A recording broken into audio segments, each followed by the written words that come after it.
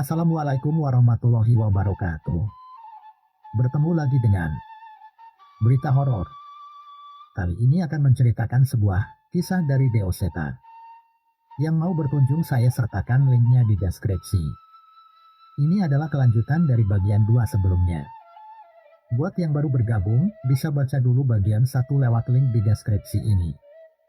Inilah ceritanya. Pagelaran Seribu Wayang dari Kulit Manusia. Part 3, Panggung Keramat. Leuweung Sasar menjadi latar pagelaran yang dikutuk.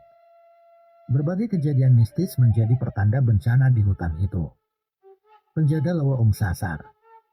Sudut pandang Danan. Hutan yang begitu luas dan menyimpan kisah kelam, kini berada di hadapanku. Sebuah hutan yang pernah menjadi saksi, keganasan Gandara Barua, dan tempat bagi makhluk-makhluk mengerikan bersembunyi. Leuweung Sasar Tanau Beraum. Siapapun yang mencoba memasukinya, harus siap untuk tak menemukan jalan keluar. Namun aku tak punya pilihan, sebuah bencana besar akan dimulai dari hutan keramat ini. Aku harus menghentikannya sebelum semua terlambat. Aku tak bisa melibatkan Arsa untuk mengambil resiko masuk ke hutan ini. Lagi pula, aku membutuhkan dia untuk mencari informasi bersama Abah mengenai pagelaran yang membawa bencana itu. Serak. Suara ranting terinjak terdengar. Ada suara yang mendekat tepat saat aku hendak memasuki satu-satunya jalan untuk menembus hutan ini.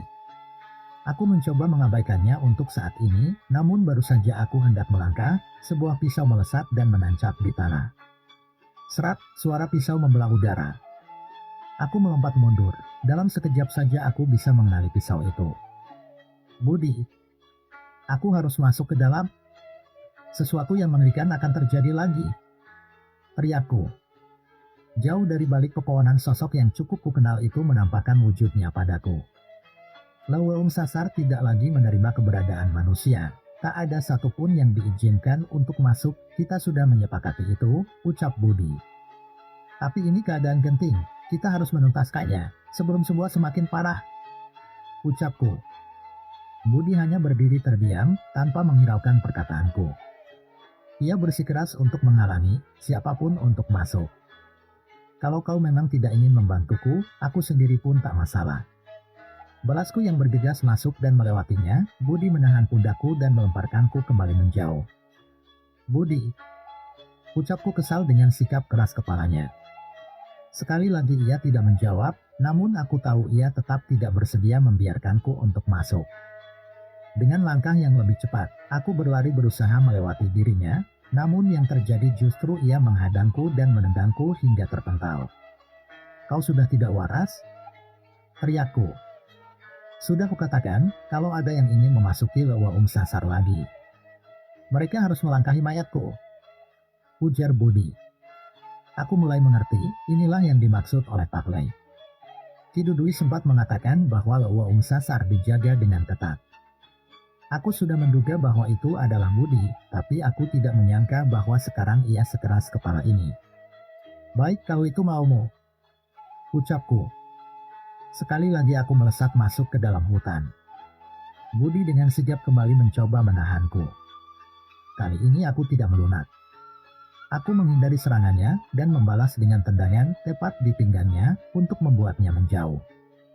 Sialnya, ia dengan mantap menahan kuda-kudanya dan kembali menyerangku. Wug! Suara pukulan mengenai tubuh. Sebuah pukulan mendarat di wajahku. Aku tak diam begitu saja dan membalas serangan di titik yang sama. Pertarungan sengit pun terjadi di antara kami berdua. Budi, di dalam mungkin ada sesuatu yang tak kalah mengerikan dari Gandara Barua. Jangan keras kepala, ucapku sambil masih berusaha menghindari serangan-serangan Budi yang begitu tajam. Aku sudah melihat sendiri ke dalam, tidak ada apapun, kalian hanya terpancing untuk membuka kembali segel Leuweung Sasar, ujar Budi. Buk, suara pukulan mengenai tubuh. Sekali lagi aku terpental. Aku tahu dengan jelas dengan apa yang kukatakan. Sebelum kesini, aku sempat menggunakan ilmu Raga Sukma untuk mencari tahu mengenai apa yang terjadi di Leuweung Sasar. Buka matamu Budi, ada banyak nyawa yang dipertaruhkan, teriakku. Kali ini pukulanku yang membuat Budi terpental. Budi hanya menghapus sisa darah dari bibirnya dan kembali menyerangku. Kau yang buka matamu, saat segala lowong sasar terbuka, justru banyak nyawa yang akan dipertaruhkan, jawab Budi. Adu pukul terjadi di antara kami. Entah sudah berapa memar yang terlihat di wajahku dan Budi. Sayangnya dalam adu serangan fisik, ilmu bela diriku masih belum mampu mengimbangi manusia yang mampu bertahan hidup di hutan ini. Pergi! Teriak Budi yang menghantamkan pukulannya sekuat tenaga, hingga aku terkapar. Aku berusaha untuk berdiri, namun serangan barusan sepertinya berdampak terhadap organ dalamku. Sepertinya aku tak punya pilihan lain. Maafkan aku, Budi, ucapku. Aku memanggil dari sukmaku, keris raga sukma, yang saat ini kugenggam di tangan. Aku terpaksa harus melumpuhkannya, agar bisa masuk ke dalam hutan itu. Budi jelas menyadari bahaya dan menyadari apa yang akan kulakukan. Ia pun mengambil belati yang ia lempar dan sudah bertekad untuk menghentikanku. Sepertinya pertumpahan darah kali ini tak akan terelakkan. Keris raga sukmaku siap beradu dengan belati Budi, namun saat itu aku mendengar suara langkah yang tergesa-gesa mendekat. Hentikan, teriak suara seseorang yang ternyata itu adalah Gama. Aku mendengar suara itu dan saat itu juga serangan kami berdua berhenti tepat saat kerisku dan belati Budi hampir menyentuh kulit kami masing-masing. Apa yang kalian lakukan? Teriak Gama. Budi melompat mundur. Seperti biasa, ia menaruh hormat pada Gama dan menghargai keberadaannya. Aku perlu masuk ke Lowong Sasar. Akan ada bencana yang dimulai dari sana, ucapku. Gama menoleh ke arah Budi seolah mempertanyakan apa yang ia lakukan. Sudah kukatakan Gama. Takkan kubiarkan siapapun masuk ke hutan ini lagi, ucap Budi. Aku menjelaskan pada Gama tentang apa yang terjadi saat perjalananku sebelumnya.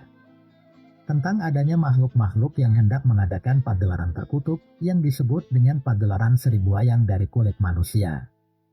Bahkan gendingnya sudah sempat terdengar dari Lowong Sasar. Gama sempat berpikir sejenak, aku merasa sepertinya ia juga menyadari hal yang berkaitan. Namun ia menoleh ke arah Budi sejenak dan kembali menatapku. Aku ingin menghargai peran Budi sebagai penjaga hutan ini. Aku tetap tidak akan meminta Budi untuk mengizinkan kamu masuk danan, ucap Gama. Aku tak menyangka. Walaupun mungkin Budi akan menurut jika Gama memaksa untuk mengizinkan aku memasuki hutan, ia tidak melakukan hal itu. Tapi bencana besar akan terjadi Gama, protesku. Gama pun melangkah mendekat ke arah Budi. Aku mengikutinya berharap ia akan berbuat sesuatu. Kami tidak akan memintamu untuk mengizinkan kami masuk. Tapi setidaknya aku meminta tolong untuk memastikan apa yang Danan katakan. Apa itu adil? Ucap Gama. Itu cukup adil, balas Budi sambil menatap ke arahku.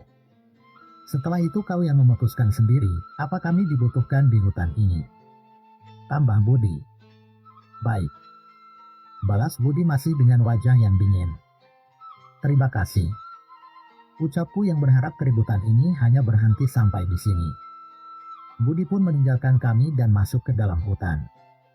Dengan informasi yang kuberikan, seharusnya ia bisa menemukan petunjuk mengenai pagelaran seribu wayang dari kulit manusia itu. Walau ada banyak sisi tersembunyi dari hutan ini, setidaknya ia bisa menyadari sumber dari gending Lowong Sasar itu. Adegan beralih di desa. Tabu hutan keramat. Aku tak menyangka kedatanganku ke tanah Pasundan ini dimulai dengan pertengkaranku dengan Budi. Kami sama-sama punya alasan yang kuat, tapi aku tak menyangka harus beradu pukul dengan Budi. Wah, Mas Danan, itu kenapa matanya lebam? Sambut Dirga yang melihat kedatanganku bersama Gama. Gak apa-apa Dirga, insiden kecil, balasku. Diobati dulu aja, aku tahu pukulan Budi gak mungkin setengah-setengah, ucap Gama. Dirga berinisiatif mengambilkan obat luka, sementara Abah datang menghampiri kami. Haha, ada anak muda. Jangan dimasukin hati Lonan, Abah percaya, niat Budi juga pasti baik, ucap Abah. Iya, Bah. Saya ngerti kok, jawabku. Benar ucapan Abah. Pertengkaran sesama teman memang hal biasa. Dulu aku dan Cahyo bahkan pernah pukul-pukulan sampai guling-gulingan di tanah. Tapi setelah itu kita main bareng lagi. Gimana? Sudah dapat petunjuk? Tanya Abah. Aku menggeleng, namun Gama berinisiatif menjelaskan apa yang terjadi. Budi melarang kami memasuki Leuweung Sasar Bah. Sebagai gantinya sekarang dia sendiri yang masuk ke Leuweung Sasar untuk menyelidiki kecurigaan kami. Jelas Gama? Ya, ya, itu cukup adil. Ucap Dirga. Dirga kembali dan membantuku menangani luka akibat serangan Budi. Kebetulan ada Gama di sini, apa sebaiknya tidak sekalian kalian temui Ki Dudui? Seharusnya beliau juga punya petunjuk. Ujar Abah. Aku menoleh ke Gama meminta persetujuannya. Benar Nan, sebaiknya kita temui Ki Dudui saja. Kebetulan kami juga sempat mendengar sesuatu yang berurusan dengan pagelaran itu, ucap Gama. Kalian juga? Tanyaku. Belum banyak yang kami ketahui, makanya kalau berunding bersama mungkin kita bisa menemukan benang merahnya. Balas Gama. Aku setuju dengan ucapan Gama. Daripada kami saling menduga dan saling bertanya. Lebih baik kami berkumpul dan saling membagi informasi yang diketahui mengenai pagelaran seribu wayang dari kulit manusia ini. Dan akhirnya kami pergi untuk menemui Ki Dudui. Sepanjang perjalanan di bus untuk menemui Ki Dudui, Gama menceritakan sesuatu yang membuatku bergidik ngeri. Baru-baru ini ia membantu menangani seorang yang terkena kutukan. Ia adalah korban dari sebuah pementasan misterius dari kelompok pementasan yang bernama Rombongan Renggana Kaharuman. Gama curiga, di setiap pementasan rombongan itu selalu ada korban jiwa, dan mereka selalu meninggal dengan cara yang tragis. Gama, itu jangan anggap remeh masalah itu. Ucapku. Mendengar cerita Gama seketika aku teringat, rombongan ludruk Kopeng Ireng yang menumbalkan seluruh warga desa Cahyo. Iya Dangan, ini baru ku cari tahu tak kusangka akan berhubungan dengan masalahmu. Balas Gama. Aku punya seorang teman yang seluruh warga desanya dihabisi oleh satu rombongan pementasan. Saat itu ia masih kecil, dan hanya dialah yang tersisa, ucapku. Cahyo. Sepertinya Gama bisa menebak pikiranku. Aku mengangguk. Sejak bertemu Gama dan Budi aku merasa ada kecocokan di antara Cahyo dan Budi. Mungkin karena mereka sama-sama bertahan hidup sebatang kara. Gama menghela nafasnya. Kenapa Gama? Tanyaku. Enggak. Aku benar-benar gak kebayang saja akan berurusan sama makhluk-makhluk mengerikan seperti Raden Sengkuni, Gandara Barua, dan sejenisnya. Kupikir mengatasi setan-setan kampung saja sudah cukup, ucap Gama. Benar ucapan Gama. Aku juga sempat berada dalam titik itu. Seseorang yang hanya dimintai tolong untuk mengusir setan dari tubuh warga desa yang ketempelan, tiba-tiba harus berurusan dengan setan dari zaman kerajaan. Ya karomah, yang dipercaya pada kita pasti punya tujuan Gama, dan ketika kita dipercayakan sebuah masalah, itu artinya kita adalah orang yang tepat untuk menyelesaikannya, jawabku. Aku menoleh ke arah Arsa. Mungkin saja ia akan mengalami fase seperti ini juga. Ia yang bercita-cita meneruskan mimpi ayahnya sebagai dalang, justru harus berurusan dengan hal seperti ini. Ada beberapa kesamaan di antara aku dan Gama yang membuat perbincangan kami tidak pernah kehabisan topik. Tidak hanya soal dedemit, kadang kami juga membahas tentang Ki Dudui dan Pak Lei, kami juga membahas tentang hutan-hutan yang mulai tergerus. Hal itu membuatku berpikir, mungkin anggapan orang mengenai hutan angker harus dipertahankan untuk menjaga kelestariannya. Setelah menyambung dengan angkutan umum dan berjalan beberapa kilometer kami pun sampai di tempat kediaman Ki Dudui. Seperti biasa, tanpa memberitahu kedatangan kami, Ki Dudui sudah tahu bahwa kami akan datang. Kudapan dan 3 gelas cangkir dan teko teh yang masih hangat sudah tersedia sebelum kami datang. Hebat ya, Ki Dudui bisa tahu kedatangan kita. Pak Le aja nggak bisa kayak gini. Kagum Arsa. Ya Arsa, Ki Dudui punya pusaka demi bisa melakukan itu semua, namanya apa Gama? Aku melemparkannya pada Gama. Pusaka itu namanya. Telepon, jawab Gama sambil sedikit tertawa. Wajah Arsa menjadi kecut mendengar jawaban itu. Sudah duduk dulu istirahat, kalian pasti capek kan?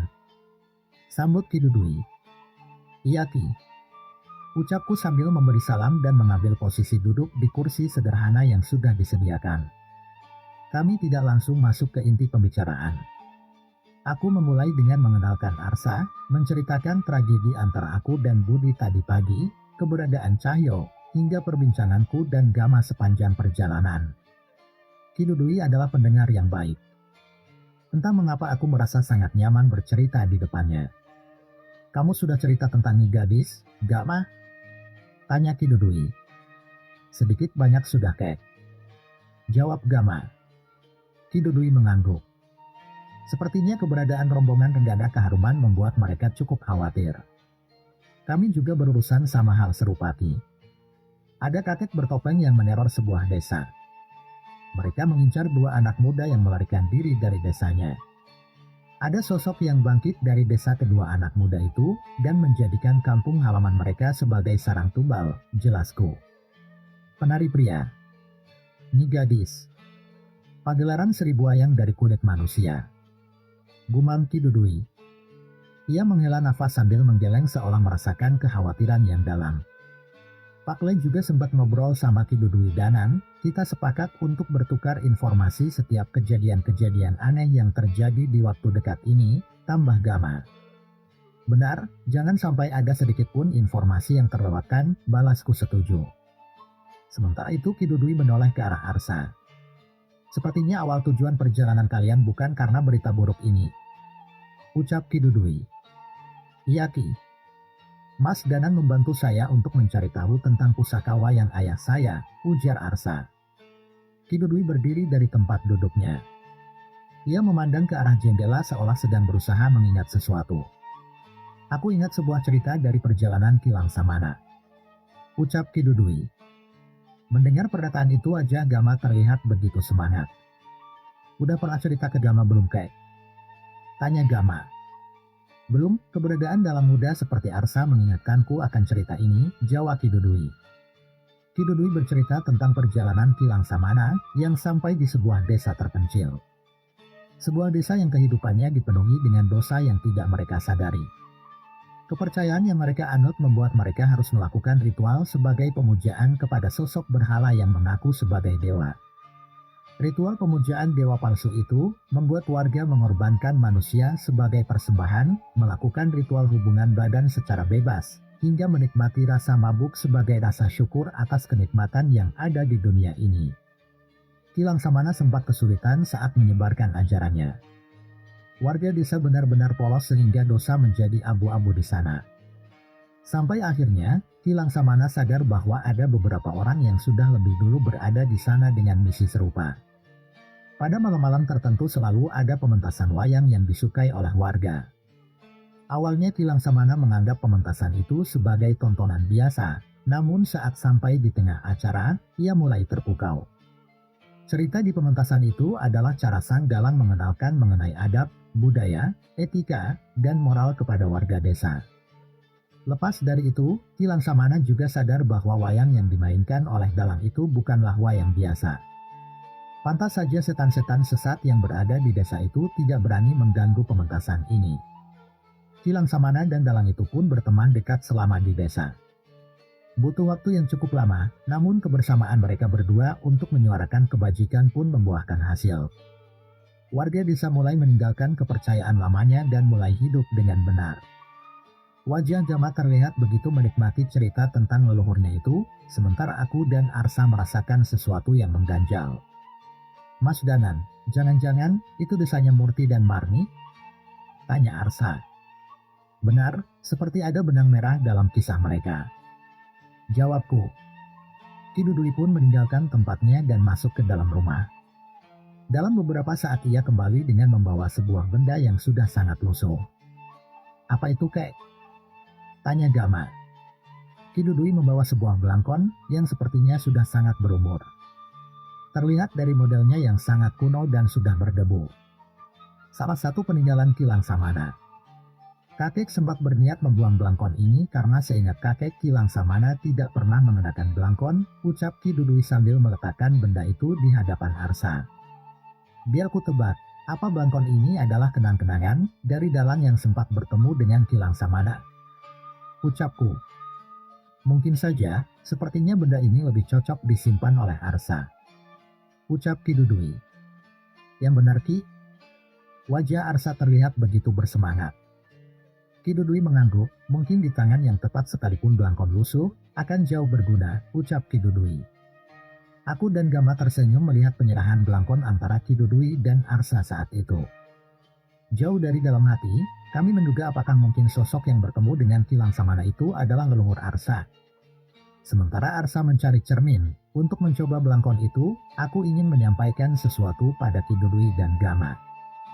Sebenarnya ada yang sangat ingin saya sampaikan terkait alasan saya memaksa untuk masuk ke lowong sasar. Ucapku. Katakan saja Danan, kita butuh semua informasi sekecil apapun. Balas Gama. Aku sudah memasuki lowong sasar dengan Marada Sukma.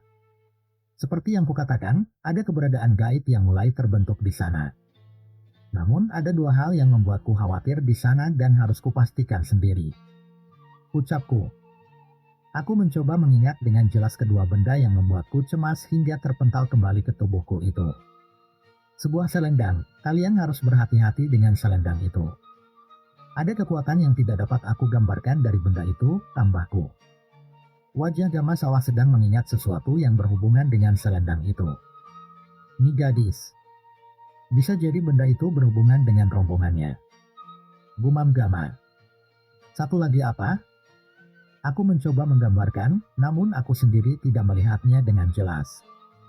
Cahaya merah Gama, ada cahaya merah aneh, di sekitarnya ada kekuatan yang mengintimidasi hingga sukmaku terpental dan kembali ke tubuh.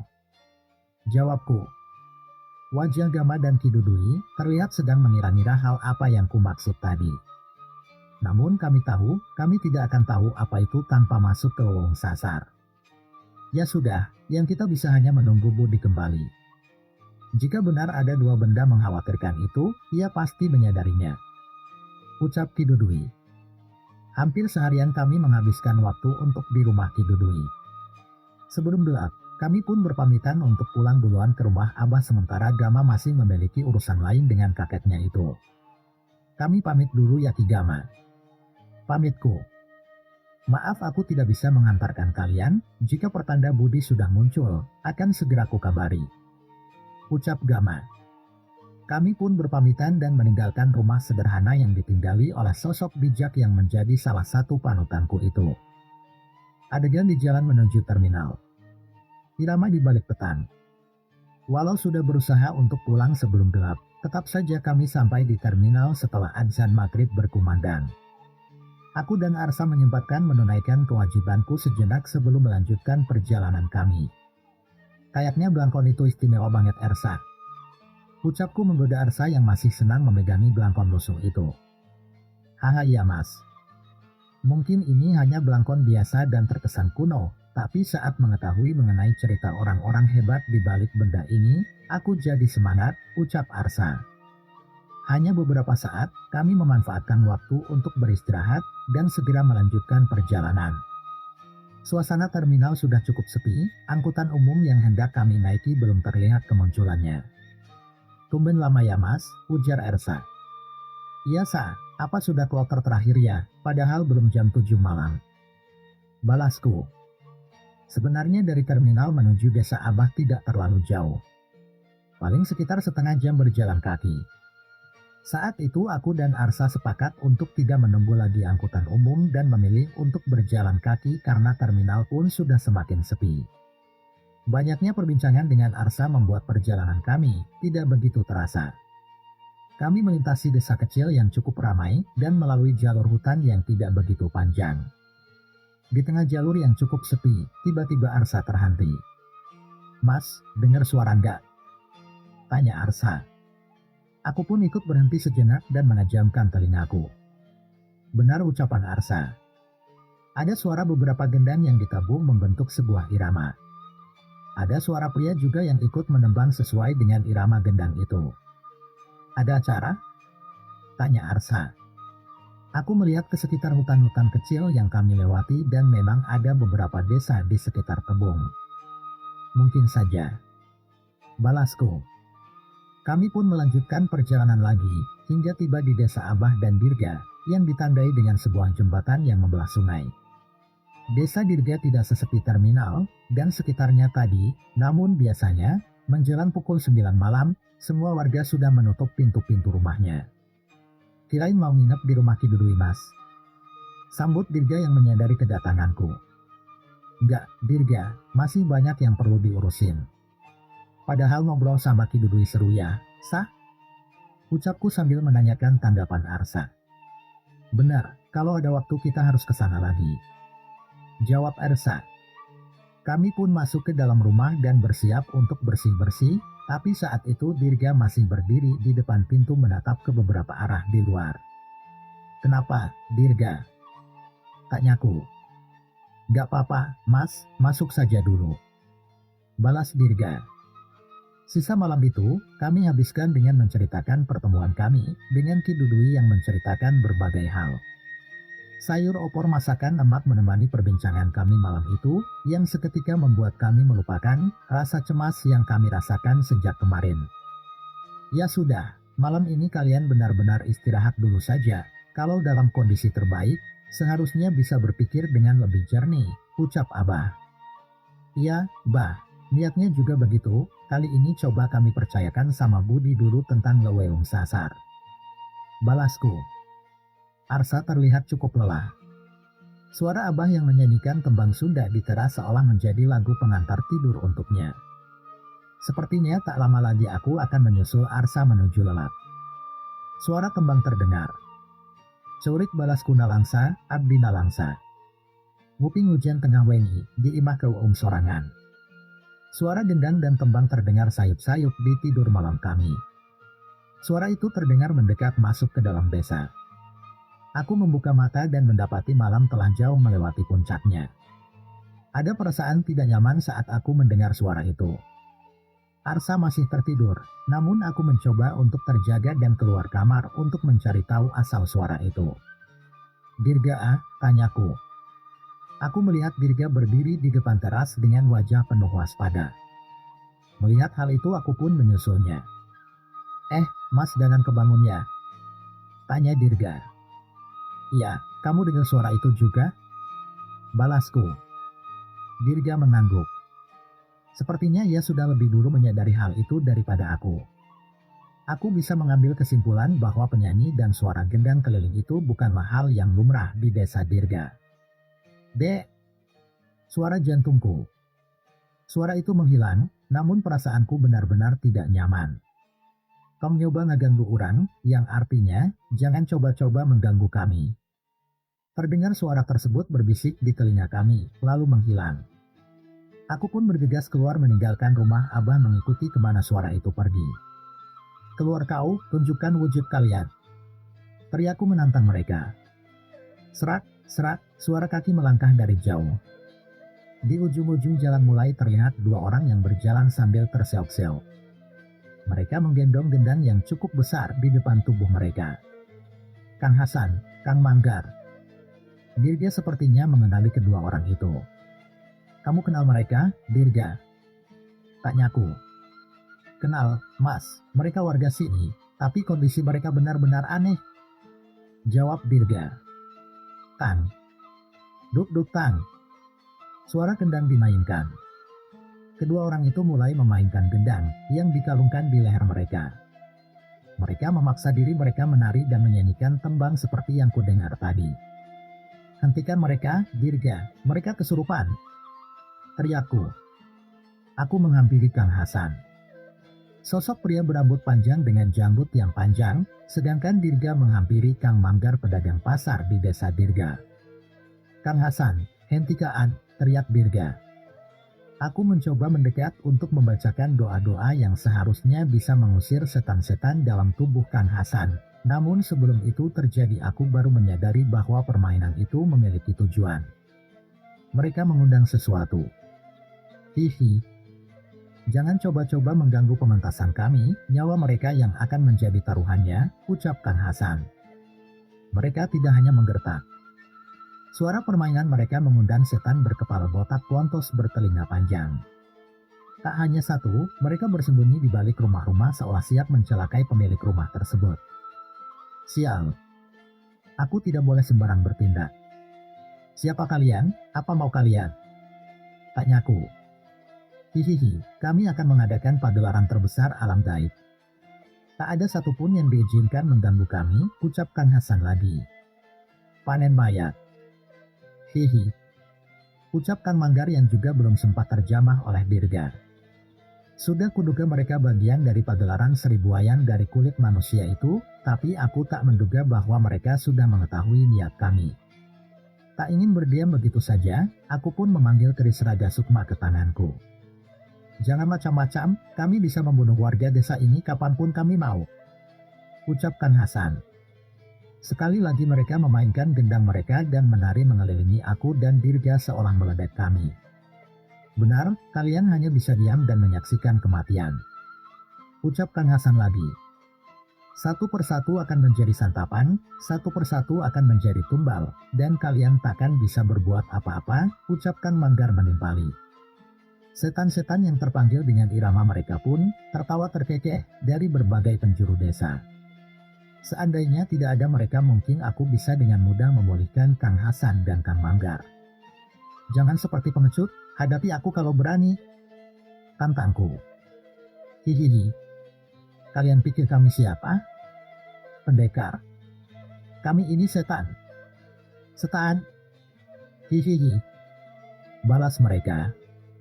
Aku berpikir, semua yang mereka lakukan akan berhenti bila kami tak berbuat apapun. Setidaknya mereka pasti berhenti saat matahari terbit nanti. Sayangnya perkiraanku salah. Oye, terdengar suara muntah.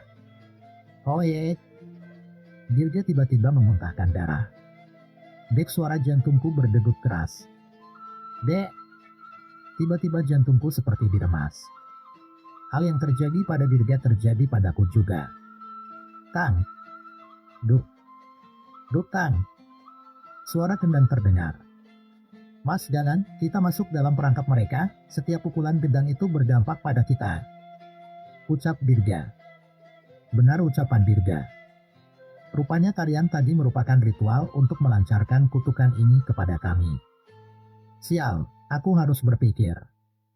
Aku menoleh ke arah rumah Abah dan berharap Arsa terbangun atau setidaknya Abah bisa memikirkan pertolongan.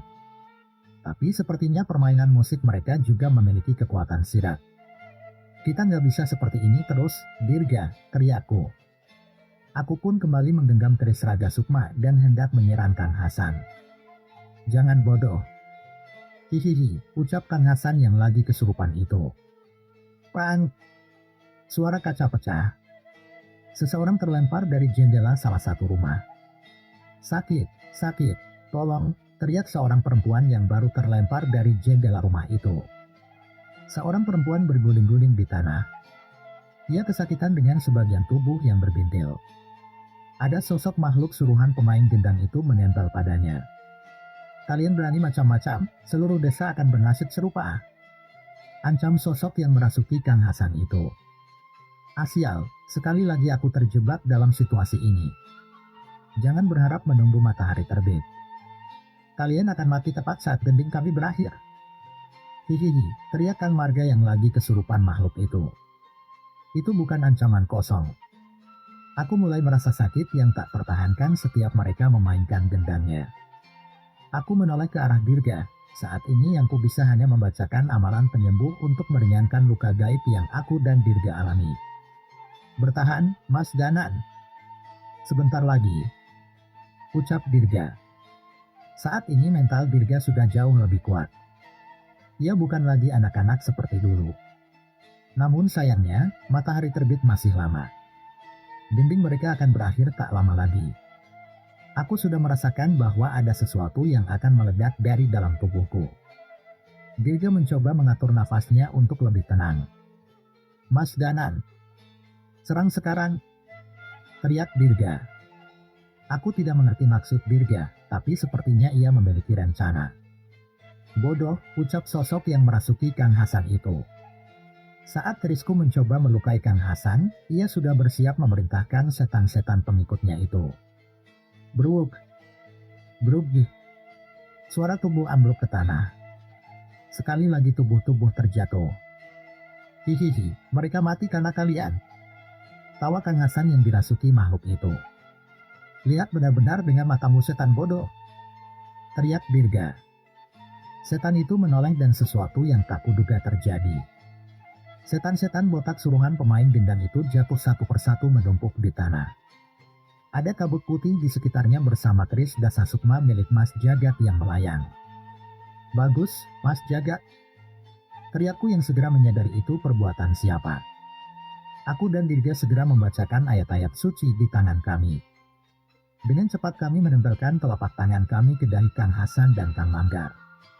Kalian tidak punya hak menempati tubuh makhluk ciptaan Tuhan yang paling mulia. Teriakku. Pergi dari tubuh mereka. Teriak Dirga. Kedua setan itu pun terlepas dari tubuh Kang Hasan dan Kang Manggar. Jagat dengan cepat berlari memberi pertolongan pada mereka berdua. Habisi mereka. Teriak Jagat. Benar. Kami tidak bisa membuang-buang waktu. Aku yakin mereka masih memiliki tipu muslihat lain yang bisa membahayakan kami. Sayangnya, mereka bukan setan biasa. Tepat saat keluar dari tubuh Kang Hasan dan Kang Manggar, kedua setan itu menunjukkan wujud aslinya. Dari wujudnya, mereka adalah setan yang sudah ada sejak zaman kerajaan. Rasakan ini, teriakku sambil menghujamkan keris Raja Sukmaku pada tubuh setan itu. Hihihi. Jangan remehkan kami, jawab setan itu. Kedua setan itu mengangkat dendanya yang diselimuti bayangan hitam. Benda itu terlihat begitu menakutkan dan mereka hendak menghantamnya pada kami. Tapi sebelum hal itu terjadi, keris Dasasukma milik Mas Jagat sudah melayang dan menancap tepat di leher belakang setan-setan itu. Bagus, Dirga, teriakku. Dalam sekejap cahaya putih keris Dasasukma menembus tubuh kedua setan itu hingga sebuah lubang menganga di tubuh yang terus mengalirkan kekuatan hitam itu. Bruk! Suara tubuh ambruk ke tanah. Gendang mereka terjatuh. Mereka memegangi lubang yang terbentuk di tubuh mereka. Ini tidak benar, tubuh ini dibangkitkan untuk mengakhiri zaman manusia dengan sebuah perayaan, ucap setan itu. Tunggu, apa maksudnya ini? Setan itu tidak mati dengan seranganku? Aku mulai cemas. Dirga pun mulai berhati-hati dengan kedua setan itu lagi. Kita sudahi main-mainnya, tugas kami hanya memeriahkan pagelaran seribuayan dari kulit manusia. Datanglah kalau kalian berani, kalian akan menjadi tontonan menarik di sana, ucap setan itu yang tiba-tiba mulai menghilang perlahan bersama kekuatan hitam yang menyelimuti mereka. Mereka pergi? Tanya Dirga. Aku mencoba memastikan dengan tenang keadaan di sekitar kami. Benar hawa keberadaan kedua setan itu sudah tidak lagi terasa. Aku pun mulai membantu Jagat menolong Kang Hasan, Kang Manggar, dan korban setan tadi. Dirga buru-buru kembali ke rumah dan mendapati Abah dan yang lain ternyata benar-benar dalam keadaan tersirap sehingga tidak menyadari apa yang terjadi. Ancaman dari mereka sudah dimulai. Bila kami tidak segera membuat rencana untuk menghentikan pagelaran itu, semua akan celaka. Budi, semoga kamu menemukan petunjuk yang berharga di Leuweung Sasar. Adegan berpindah di gerbang masuk Leuweung Sasar. Matahari sudah terbit cukup tinggi. Aku dan Gama sudah menanti cukup lama menunggu kemunculan Budi dari satu-satunya gerbang masuk Leuweung Sasar. Apa kamu yakin Budi akan keluar dari sana pagi ini? Tanyaku. Dia pasti muncul, aku mengenalnya. Ucap Gama. Aku mengangguk dan lebih bersabar menunggu kemunculan sang penjaga Leuweung Sasar itu. Waktu untuk menunggu itu, aku gunakan untuk menceritakan tentang sepasang setan pemain gendang yang menyerang desa Abah. Gama cukup kaget mendengar ceritaku, menurutnya setiap rombongan Rengganis Keharuman melakukan pentas, selalu muncul setan-setan pontos berkuping panjang yang serupa dengan yang kuceritakan. Ternyata setan itu tidak membual. Ada banyak makhluk dari berbagai tempat berkumpul demi pementasan itu. Di tengah penantian kami, tiba-tiba Gama berdiri meninggalkan posisi duduknya. Sepertinya ia menyadari kedatangan seseorang dari dalam hutan itu. Dia kembali, ucap Gama. Benar saja. Dari kedalaman hutan itu muncul seekor monyet kecil disusul seorang pria dengan wajah yang begitu cemas. Sepertinya ada sesuatu yang ia temukan. Kliwon, aku menyambut salah satu sahabat Cahyo yang tak kusangka akan kutemui pagi ini. Bagaimana, kau menemukan sesuatu? Tanya Gama. Budi mengatur nafasnya sebentar sebelum menjawab. Danang benar, ada sebuah panggung dan berbagai bangunan seperti candi yang baru saja muncul di dalam hutan. Ucap Budi. Pagelaran seribu wayang dari kulit manusia benar-benar akan diadakan di Leweung Sasar. Tanya Gama. Gama mengangguk. Sepertinya sekarang ia lebih bisa menerima pendapatku. Kalau begitu kita masuk sekarang, kita selesaikan sebelum semua terlambat. Ucapku. Saat aku mulai melangkah, tiba-tiba sekali lagi Budi mendorong tubuhku. Kamu benar, namun bukan berarti aku mengizinkan kalian untuk memasuki Leweung Sasar. Ucap Budi. Budi, ini bukan waktunya keras kepala, kamu sudah tahu kebenarannya, protesku. Gama pun menggeleng, sepertinya ia juga cukup jarang Gama melihat Budi sekeras kepala ini. Aku yang bertanggung jawab terhadap hutan ini. Ucap Budi. Ia pun berpaling meninggalkan kami dan berjalan kembali menuju hutan. Sepertinya aku harus berbincang pada Gama untuk mencari cara memasuki hutan itu. Suara ranting terinjak terdengar. Belum sempat Budi masuk ke dalam hutan, tiba-tiba seseorang muncul menghadangnya. Gak boleh masuk, jangan ngawur. Ucap pria itu. Minggir. Balas Budi masih dengan wajah dinginnya. Itu, aku mengenali pria itu, Kliwon pun bergegas berlari ke arahnya. Kalau tujuanmu untuk menjaga hutan ini, aku tidak keberatan. Tapi kalau tujuanmu hanya untuk mati di sana, lebih baik kupatahkan kakimu di sini, Mamang Gondrong. Ucap Cahyo yang tiba-tiba muncul di hadapan kami. Bersambung part 4. Nantikan cerita berikutnya. Terus ikuti channel Berita Horor. Jangan lupa subscribe, share, komen dan nyalakan tanda loncengnya.